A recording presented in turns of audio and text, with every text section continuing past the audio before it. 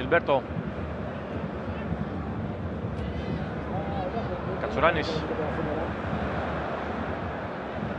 Ζιλμπέρτο ανέβασε την απόδοσή του στο δεύτερο ημίχρονο. Σέντρα του Κατσουράνη για το πλασέ του Πετρόπουλου. 4-2 στο 75.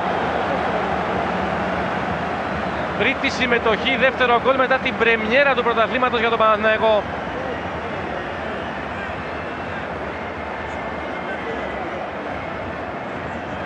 Εξαιρετική μεταβίβαση από τον MVP της βραδιάς.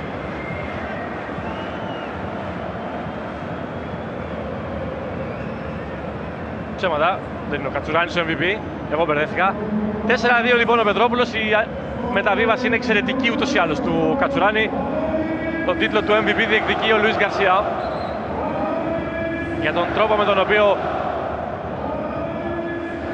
οργάνωσε το παιχνίδι, κράτησε την μπάλα και συνεργάστηκε με τον Χρυστοδουλόπουλο στο πρώτο ημίχρονο. Η αντίδραση του Γκμοχ για το τέταρτο γκολ του Παναθηναϊκού, έκτο στη βραδιά, 15 λεπτά πριν το τέλος. Θα περάσει